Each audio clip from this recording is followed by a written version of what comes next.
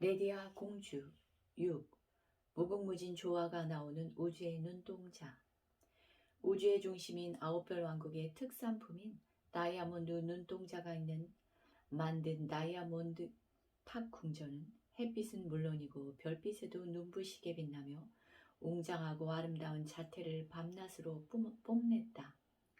무궁무진 조화가 나오는 우주의 눈동자라 온 세상 사람들의 관심을 끌었다. 탑은 하늘과 땅을 잇는 사다리이다. 하늘의 눈 안에 들면 하늘을 움직인다. 온 세상 사람들이 하늘나라의 끝없는 풍요를 누리고자 다이아몬드 탑 궁전을 찾아왔다. 레디아 공주는 다이아몬드 궁전에 살면서 찾아오는 사람들에게 자기 안에 이미 대우주의 황금문을 여는 안팎이 투명한 다이아몬드 눈이 들어있기 때문에 그 눈을 뜨기만 하면 모든 일이 이루어진다는 쉽고 강력한 진리를 가르치는 일에 여념이 없었다. 공주 신분을 되찾기 전 은하사에서 수많은 사람들의 고민을 듣고 해결해 주었던 일들은 금세 나라 밖까지 소문이 퍼졌다. 다이아몬드 탑 궁전에는 레디아 공주를 만나 지혜를 구하려는 사람들의 발길이 끊이질 않았다. 빛나는 돌과 황토 흙으로 만든 다이아몬드 탑 궁전의 마당을 맨발로 걸으면서 빛나는 기운을 받던 사람들은 레디아 공주가 나타나면 다가가 걱정거리를 털어놓고 조언을 구하곤 했다. 레디아 공주는 성공을 원하는 사람들에게는 지혜로운 조언과 봉황의 노래, 벤자 부미아 훔을 알려주었고 건강을 원하는 사람들에게는 효율적인 건강법과 파랑새의 노래, 뚜루뚜루 자야 무케를 가르쳤다. 레디아 공주가 다이아몬드 탑에서 기도를 올리고 넓은 궁전의 마당에 나타나자 초조하게 기다리고 있던 목재상이 다가왔다. 그는 다이아몬드 탑 궁전을 건축할 때 튼튼한 목재를 대주었던 사람이었다. 레디아 공주가 목재상과 반갑게 인사를 나누었다. 목재상은 자신을 위해 오랫동안 일한 외국인 일꾼 2명이 계약 기간을 마치고 본국으로 돌아가야 하는데 퇴직금을 어떻게 지급해야 할지를 고민하고 있었다. 큰 사업체를 운영하는 목재상은 일꾼들의 일하는 태도를 일일이 살펴볼 수가 없었기 때문에 누가 더 성실하게 일했는지를 알지 못했다. 목재상의 고민을 들은 레디아 공주는 예쁜 눈썹을 쫑긋 세우며 잠시 고민하더니 이내 한 가지 제안을 했다. 그 2명의 일꾼에게 짚을 10단씩 주고 하루 동안 새끼를 꼬아오라고 하세요.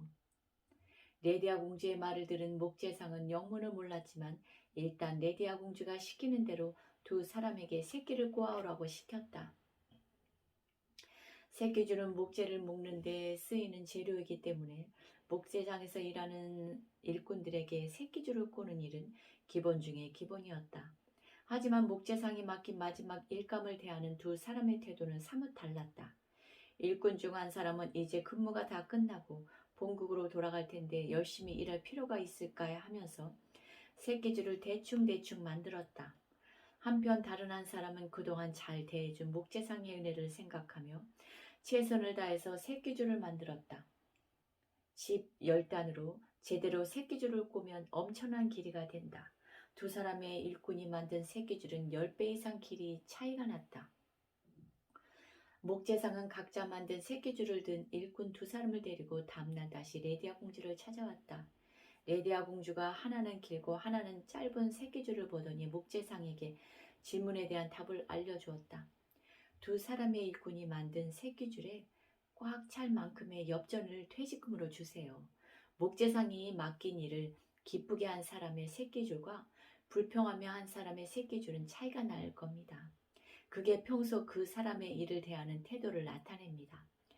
새끼줄을 대충 꼰 일꾼은 그제서야 크게 후회했지만 이미 때는 늦었다. 새끼줄을 정성스럽게 만든 일꾼은 고향에 돌아가 넓은 논밭을 살 만큼의 엽전을 퇴직금으로 챙겼지만 새끼줄을 짧게 꼰 일꾼은 겨우 뱃삭 정도 되는 약간의 엽전만을 새끼에 끼워 넣을 수 있었다. 목재상이 감사히 인사를 하며 돌아가자 10살 남짓 되는 꼬마 아이가 80대의 할아버지를 부축하며 다가왔다. 무슨 일이니? 레디아 공주가 친절하게 아이에게 묻자 아이가 울먹이면서 대답했다. 공주님, 우리 할아버지 좀 살려주세요. 할아버지가 앞으로 1년밖에 못 사세요.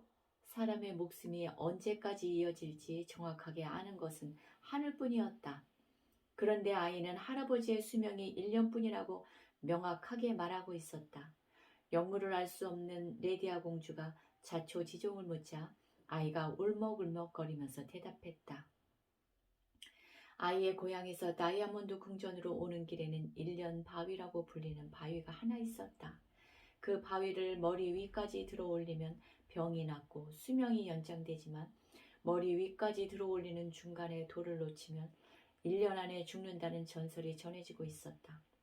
다이아몬드 탑을 보기 위해 손자와 함께 길을 떠난 할아버지가 호기심에 1년 바위를 들어 올리다가 너무 무거워서 중간에 놓쳐버렸던 것이다. 전설에 따라서 앞으로 1년 안에 죽는다는 생각에 사로잡힌 할아버지는 크게 낙담했고 빠르게 건강을 잃어갔다. 이런 할아버지를 안타깝게 지켜보던 손자가 레디아 공주에게 도움을 청했던 것이다. 1년 바위가 있는 곳은 다이아몬드 탑 궁전에서 멀지 않은 곳이었다. 레디아 공주는 할아버지와 아이를 데리고 1년 바위가 있는 곳으로 향했다. 수많은 사람들이 레디아 공주의 뒤를 따랐다. 레디아 공주가 가까이서 1년 바위를 보니 어지간히 기운이 센 사람이 아니면 바위를 머리 위까지 들어 올리는 것이 불가능할 정도로 큰 바위였다.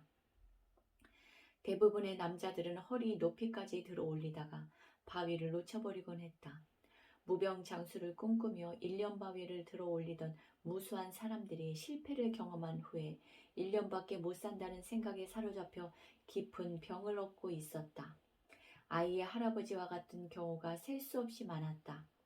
상황을 파악한 레디아 공주가 아이의 할아버지를 돌아보며 말했다. 다시 한번 바위를 들어보세요. 할아버지가 머뭇거리다가 다시 한번 바위를 들어 올려봤지만 역시 헛수고였다. 이번에도 중간에 손을 놓아버렸다. 할아버지가 낙담한 표정으로 한숨을 내쉬었다. 어쩔 수가 없는 일입니다. 공주님, 그저 운명이라고 생각해야죠. 남은 1년을 소중히 보내겠습니다. 이 말을 들은 레디아 공주가 고개를 세차게 저었다. 아니요. 할아버지의 남은 수명은 1년이 아니라 2년이죠.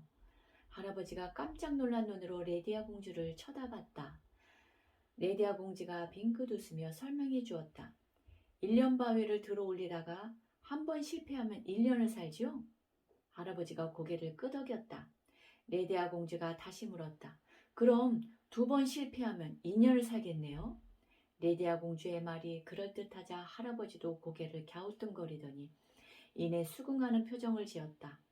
할아버지의 표정이 밝아지는 모습을 보는 레디아 공주의 얼굴에도 생기가 가득 찼다.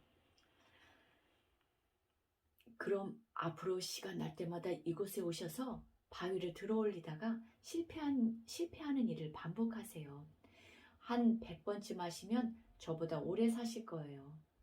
레디아 공주의 말을 들은 할아버지가 언제 아프냐는 듯 축 늘어졌던 어깨를 쭉 펴며 화색이 도는 얼굴로 손자를 쳐다보았다.